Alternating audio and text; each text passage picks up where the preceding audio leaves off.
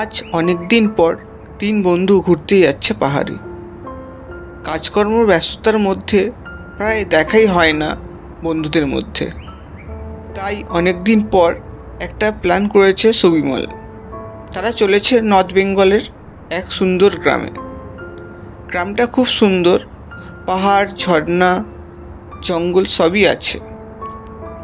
আর বন্ধুদের সাথে এরকম জায়গায় ঘুরতে যেতে কার না ভালো লাগে।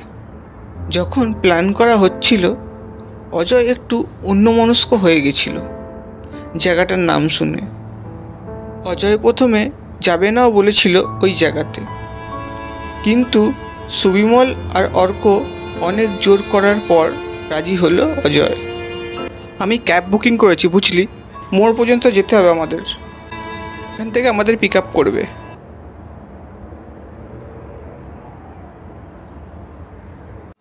স্টেশনে এসে অবাক, ট্রেন লেট প্রায় 2 ঘন্টা। শীতকাল, খুব সুন্দর একটা ওয়েদার, এর মধ্যে ঘুরতে যাবার একটা অন্যরকম পরিবেশ সৃষ্টি হয়েছে। সুবিমল আর অর্ক খুব খুশি আর উৎসাহী, কিন্তু অজয় একটু অন্যমনস্ক। তোর কি হয়েছে বলতো? তোর কি শরীর খারাপ? না না, কিছু হয়নি। তাহলে চুপচাপ আছিস কেন? কোনো কথা বলছিস না? না না, ওই রকম কিছু না, কাল রাত্রে ঘুমটা ঠিকঠাক হয়নি তাই। এই শোন, এখন ঘুমোবার টাইম না, এখন আমরা মজা করব। এতদিন পরে আমরা ঘুরতে যাচ্ছি, একটু মজা করতে তো হবেই। 2 ঘন্টা পর তাদের ট্রেন ছাড়লো স্টেশন থেকে। অনেক দিন পর 3 বন্ধু একসঙ্গে হয়েছে। ট্রেনের মধ্যে গল্প করতে করতে 3 বন্ধু চলল নীলপাহাড়ি গ্রামের উদ্দেশ্যে।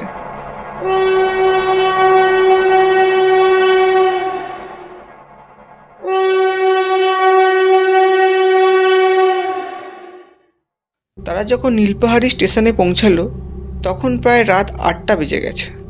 জনমানব শূন্য স্টেশন। স্টেশন থেকে তাদের হোটেল প্রায় 1 ঘন্টা।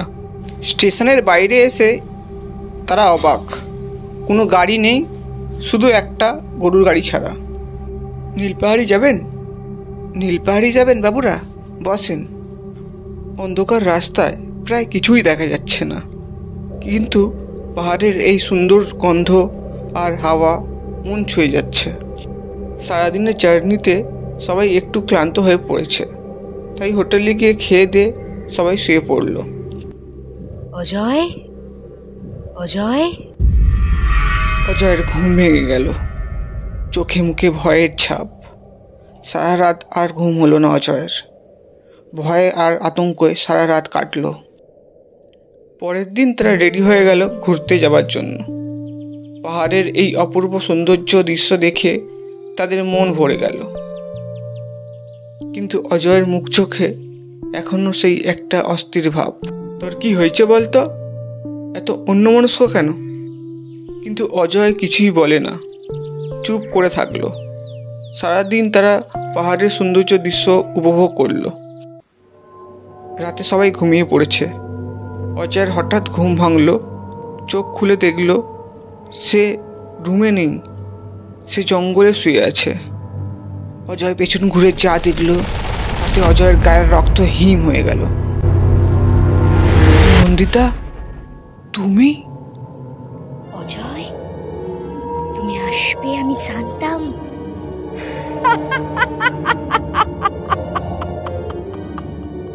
না নন্দিতা, আমায় ছেড়ে দাও, আমার ভুল হয়ে গেছে। তুমি যা বলবে আমি তাই করব, আমায় ক্ষমা করে দাও। তোমায় ক্ষমা করব? আমিও তো তোমাকে বলেছিলাম যে আমায় ছেড়ে দাও। তুমি আমায় ছেড়েছিলে, আর আমি তো কোনো ভুলও করিনি। কেন অজয়, তুমি কি ভেবেছিলে আমায় খুন করে বেঁচে যাবে? না অজয়, আজকেই তোমার শেষ রাত।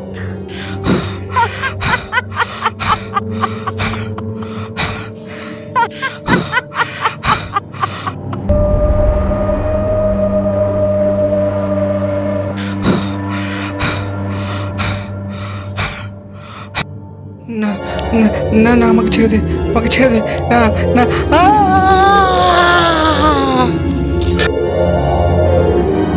রাতে সুবিমল আর অর্কর ঘুম ভেঙে দেখল অজয় রুমে নেই।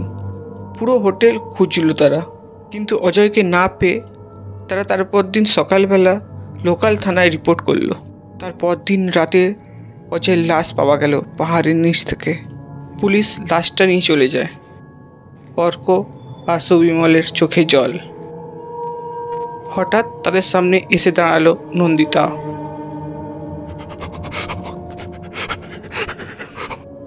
নন্দিতা, তুই? এ কি অবস্থা তোর? তোরা কি ভেবেছিলিস আমি অজয়কে ছেড়ে অন্য কারোর সাথে পালিয়ে গেছি? হ্যাঁ, অজয় তো আমাদের এটাই বলেছিল। অজয় সব মিথ্যে কথা বলেছিল।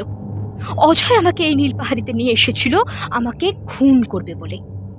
ও আমাকে এই পাহাড়ের উপর থেকে ফেলে খুন করে। এতদিন আমি অপেক্ষা করছিলাম, আর আজ আমি আমার প্রতিশোধ নিলাম। আমি এবার আসছি। আমার কিছু ভুল হলে তোমরা আমায় ক্ষমা করো।